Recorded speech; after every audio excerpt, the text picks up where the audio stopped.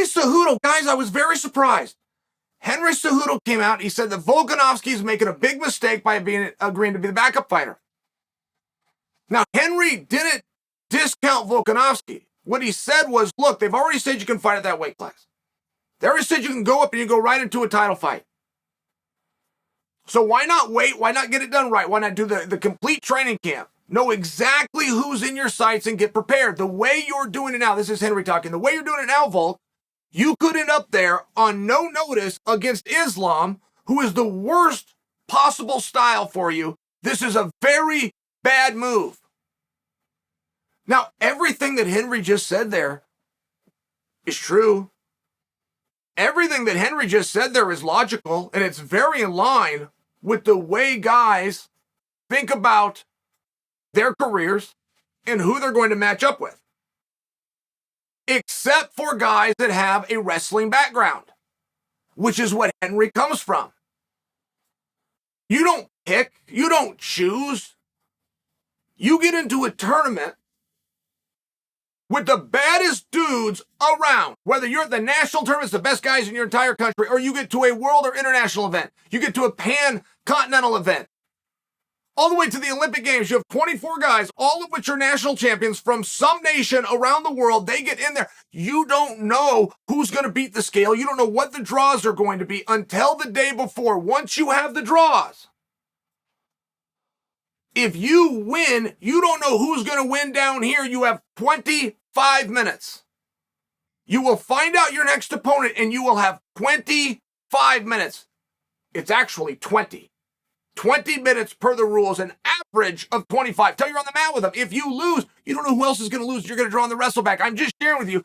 Wrestlers don't have this mentality.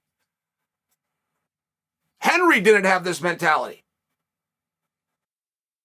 If Henry was not going to go to a tournament Saturday, but it was local, it was possible he could enter, and his biggest competition is the Cuban, and he found out at the last minute the Cuban is flown and the Cuban's entering the tournament, Henry would go put his plexus on, get the weight off, and get to that tournament so that he could match up with the Cuban. Particularly if he thought he was going to lose. He would go out there, get that experience, get that feel, and know what to go train for. A wrestler has a different mentality, and the wrestler wants to know who's best. To hell with everything else. I say I'm the man. If I'm wrong, I want to find out. People say I'm the man. People say I'm the number one fighter in the world. If they're wrong, then let the rightful guy have it. But I will step and put my foot on the line every time I'm given an opportunity. This is a wrestler's mentality, and this is Henry's mentality. So I was surprised to hear Henry say this about Volkanovski. Now, also, is he right? Because this isn't between me and Henry. You guys are the ones that decide. But make sure you know the score, okay? A smaller guy is coming up for an opportunity. The smaller guy has made it very clear, I can beat both of you. And even if I'm wrong, if I'm willing to find out and you're not, I win. That is how this works. That is how fighting has worked forever. On every single level, and I don't just mean combat. It could be country versus country. We don't actually have to find out who militaristically is better if one of them backs down. We now have our answer. Whether it's the way it would have gone or not, we now have our answer. That's the way every dispute in the world works. If you go into a courtroom and the opposing side does not show up, the judge will bring down the gavel in your favor. Every fight and dispute is settled this way, but I want to make sure that you guys understand that, because look at what's happening here. Volkanovski has stepped to the bigger boys, not to the little boys. This is the senior going down the freshman hallway, pushing people into lockers. This is the freshman going to the senior hallway, saying which one of you is the toughest. Willing to do it with everything stacked against him just for an opportunity, even if it is to blow up in his face, he will walk out there and take it. Watch the ranking go, watch the media go, watch the fans go, watch the goose egg in his lose column go. He will risk it all. Now imagine he doesn't get the opportunity. He sits in the front row. He was ready to take on either one of these two guys. Those two guys get done and they do not call him out. Imagine that. That is not Volk just had the rug pulled out. That is not Volk has just lost an opportunity. That is Volk just won.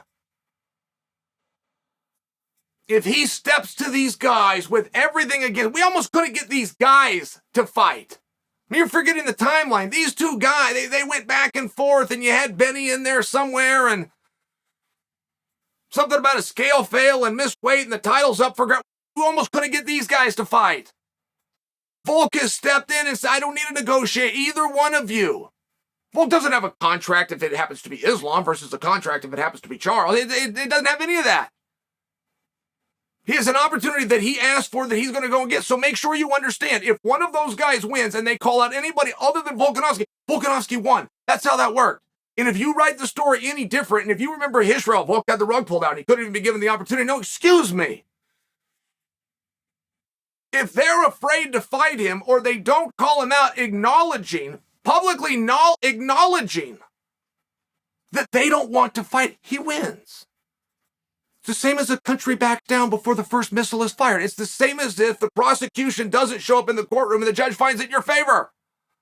The way it's always worked. I see nothing bad that could happen to Volkanovski here. Getting opportunities are hard to come by. And why do you need the perfect opportunity? I mean, in all fairness, why do you need the perfect opportunity?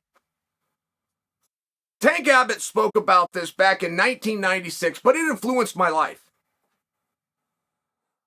It influenced the way I would go into wrestling tournaments, or I would take on bigger and stronger competition, or I would go from the junior level to the university level to the senior level before I had to, before the ages were there, when I could still compete with the juniors, but I'm at the open. I mean, it just influenced it. And all Tank Abbott said is anybody can train for a fight and show up ready.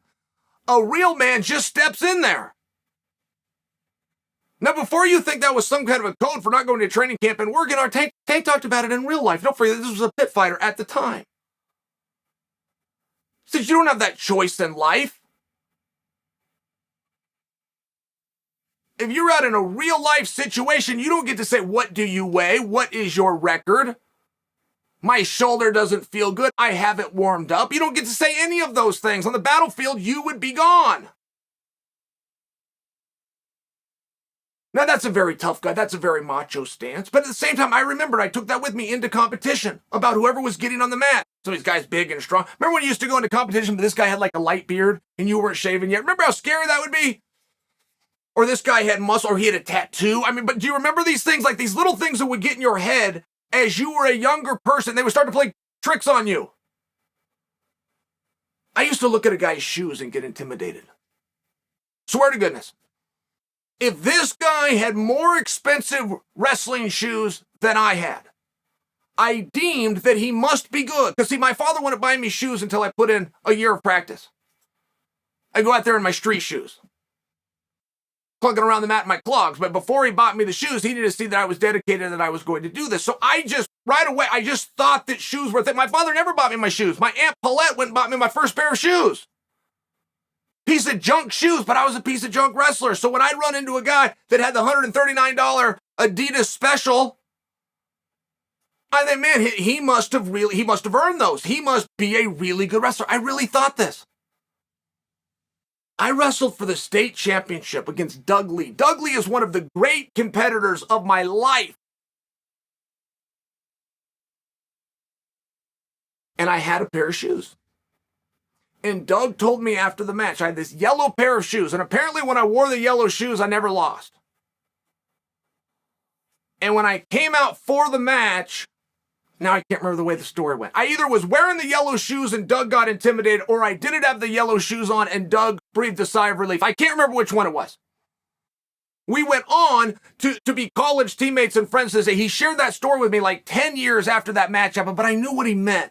And he thought he had a secret. He thought he was the only one looking at shoes. It's like, no, actually, I do that same weird thing. What are we talking about? Where did this story go, and why are we talking about shoes? You know, I'd appreciate in the future, when I'm doing a piece over here, if you guys wouldn't interrupt and distract me.